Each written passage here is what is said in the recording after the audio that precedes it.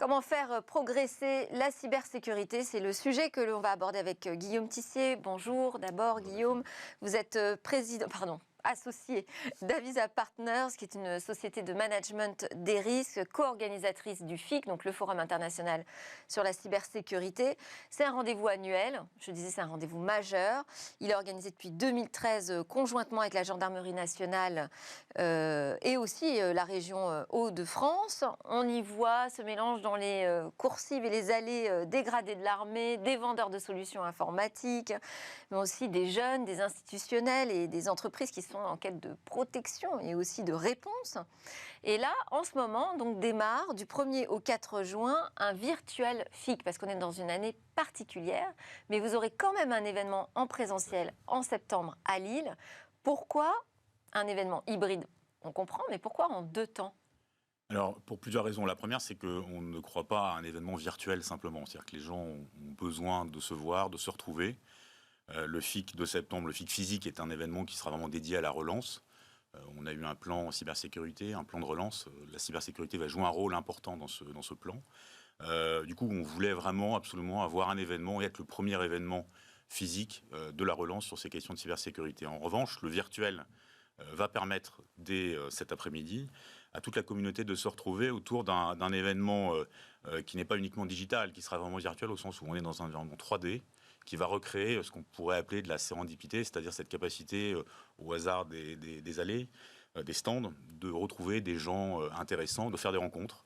Et donc c'est tout l'objet. Pour nous, c'était pas simplement d'avoir du digital, de capter des contenus, de diffuser la partie forum, mais c'était aussi de recréer un salon qui soit un salon virtuel. Donc là, c'est plutôt des stands qu'on va aller visiter. Ça va être les deux. Ça va être à la fois quelques tables rondes, quelques keynotes qui vont avoir lieu dans un amphithéâtre, un auditorium virtuel. Et puis en même temps, effectivement, un salon avec 200 exposants qui seront là, qui rencontreront leurs clients et qui vont permettre, qui vont pouvoir échanger, rencontrer, faire du networking, faire du business, ce que finalement tout le monde attend depuis 1 an et demi, puisque finalement les dernières manifestations, le dernier FIC, c'était en janvier 2020, oui, avec plus de 13 000 personnes à Lille. Donc les gens sont impatients de se retrouver.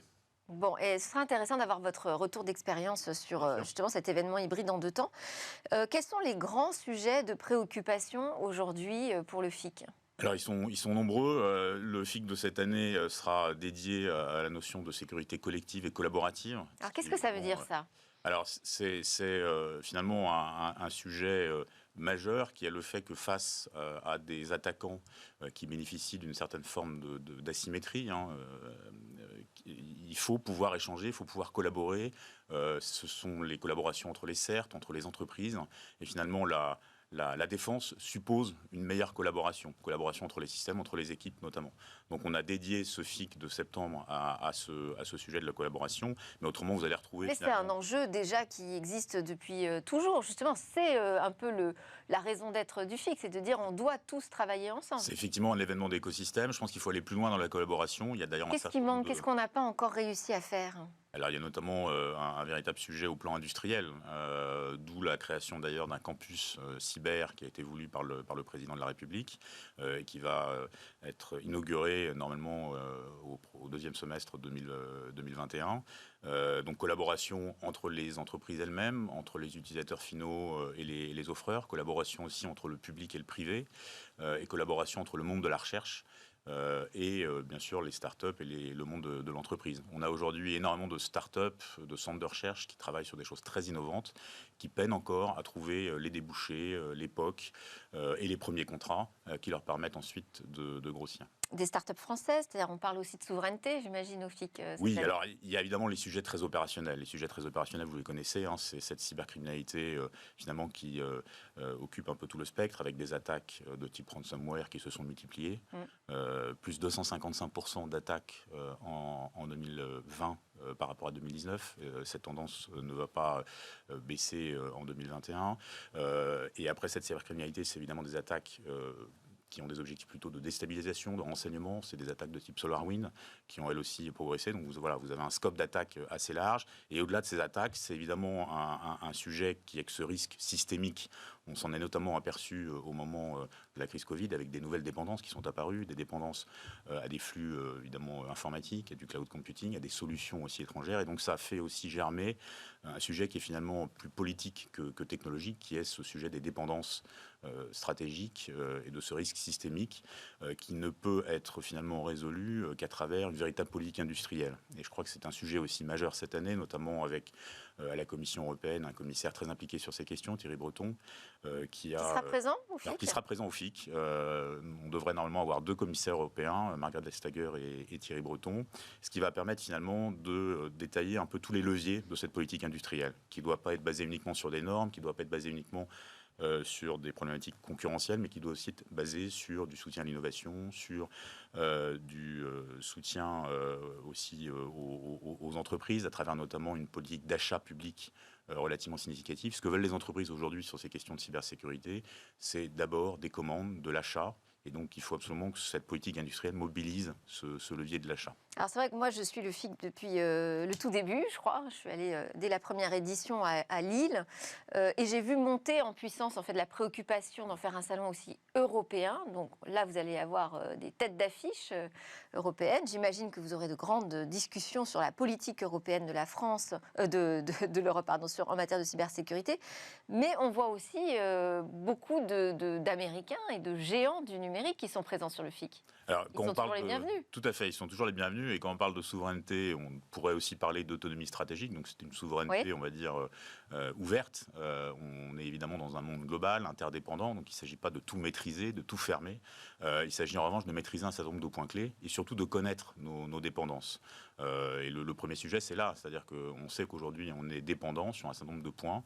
Il faut identifier ces points et puis, dans certains cas, revenir à une certaine forme de maîtrise sur certaines technologies, sur certains maillons de cette chaîne. On est sur une chaîne, effectivement, on ne peut pas tout maîtriser aujourd'hui.